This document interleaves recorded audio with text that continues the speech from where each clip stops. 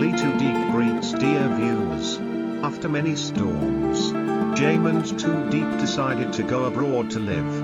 How will their feelings be when they leave their homeland? Will Jame's mother agree? Now, let's follow the story together. Lytudiep and James had left everything behind.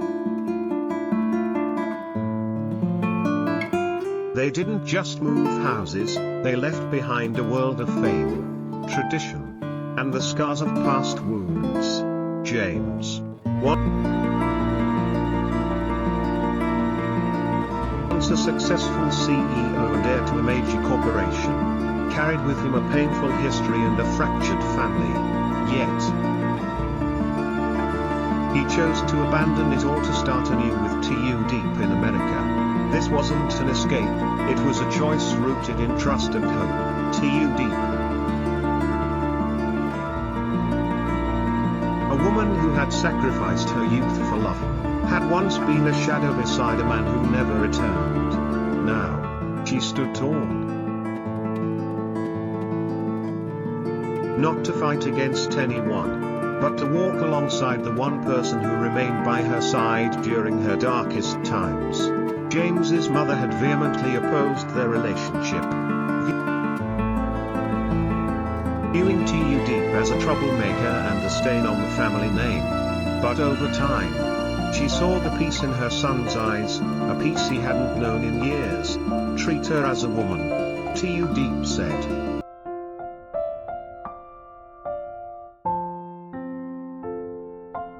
Her voice choked with emotion. Without a word, James's mother took her hand. A silent gesture of acceptance and forgiveness. Life in America was challenging at first. A new city, unfamiliar faces. Everything felt like walking through fog. But each morning, James brewed coffee, and Diep stood by the window watching the sunrise. They didn't need many words. Their love had transformed from fiery passion to a quiet strength.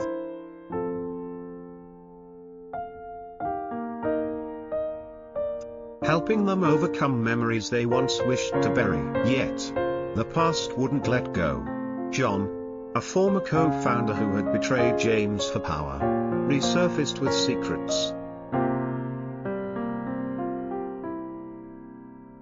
schemes, and threats that could cost James everything. James tried to hide his worries, but Diep noticed. She asked him, "Are we running away? Or are we surviving?" James didn't answer immediately. Finally, he took her hand and said, "We're surviving. And now, we'll rebuild." Those words were a promise, and he kept it. They returned to Vietnam quietly, under the afternoon rain. Reporters, media, and rumors surrounded them. But James was no longer the man behind the corporate doors. He faced them openly, without hiding. His mother, who had once despised Diep, stepped out of the mansion with a gentle gaze. "I was wrong," she said. "She saved you when I couldn't." The days that followed were filled with healing, both physically and emotionally. James began to rebuild his career, collaborating with those who had once turned away. While Diep helped single mothers, taught children, and replanted the old garden with herbs her grandmother had once grown. In the fall, when lavender bloomed, a stranger appeared.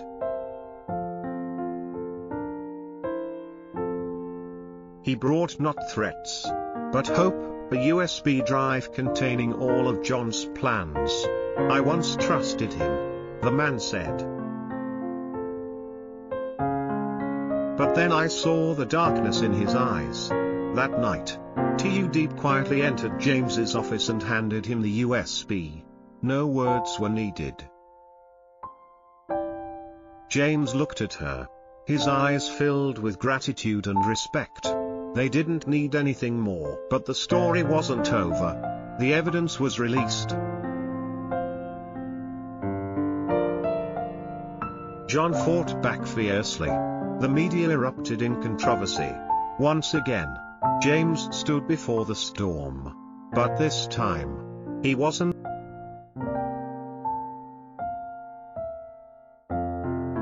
alone. Diep stood beside him. Not behind him, but beside him. As equals. Like two warriors heading in the same direction. In the final hearing, when everything seemed to be falling apart, James said something that silenced the room. "I lost everything once because I trusted the wrong person.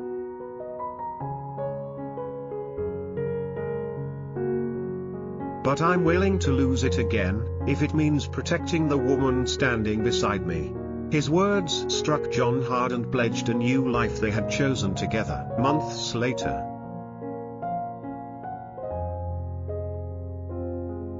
things began to calm down. James and Diep moved to a small farm in the suburbs, where golden sunlight streamed through the windows.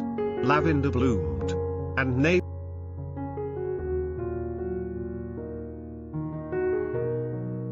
children called Diep Miss Flower. Life wasn't as wealthy as before, but it was more peaceful than ever. James continued to invest in small community projects,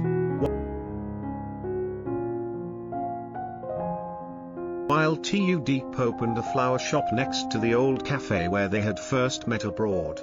People say true love isn't about burning passion,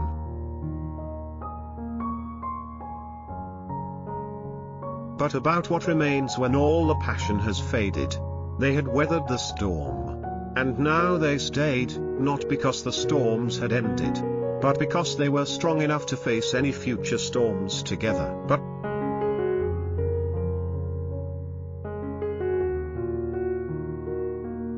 just as they thought the chapter was finally closed, a letter arrived. No return address, no postmark, just a single white envelope.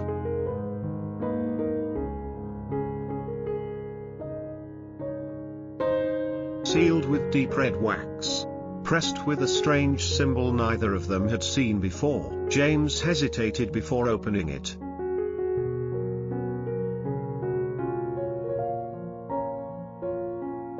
Inside was a single note, handwritten in ink that bled slightly into the paper's edges, deliberate, elegant, unsettling. "She wasn't who you thought she was, and neither are you." No signature.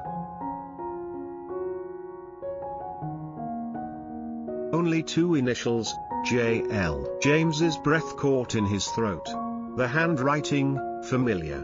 The kind that lingers in your memory like the sound of a voice from a dream. He turned to Diep, who was standing at the window, her back to him. "Did you see who delivered this?" he asked quietly. She didn't answer right away. Then, without turning around, she said, "No one delivers that kind of letter." The silence stretched. He stared at the paper again, heart pounding, not from fear, but recognition, deep in his chest.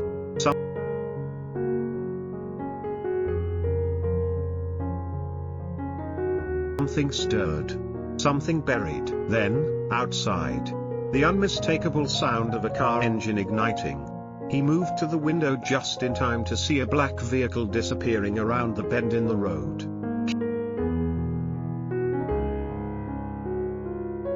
Kicking up a cloud of dust. "Diep," he said, voice low. "Do you know what this means?" She turned now, but her eyes, calmer than they should have been, met his. "I think you always knew."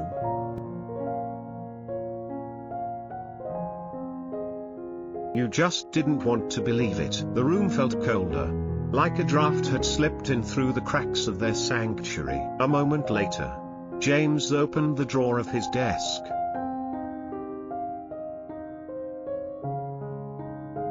Inside wasn't just the USB from before, but an old, leather-bound notebook he hadn't touched in years.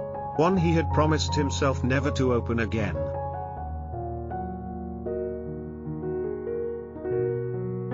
It had belonged to his father.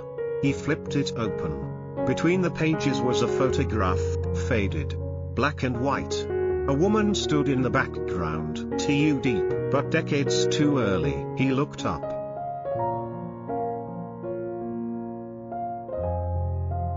Startled. But she had already stepped outside. The breeze caught her hair, and for a moment, she looked almost like a ghost walking through the lavender fields. And in that moment,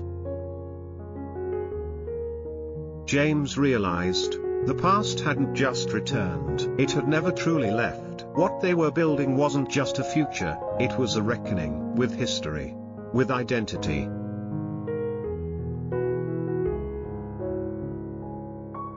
With each other, and somewhere, in a place neither of them had dared to look, John wasn't the only one with secrets. The story will continue. Thank you for following this story.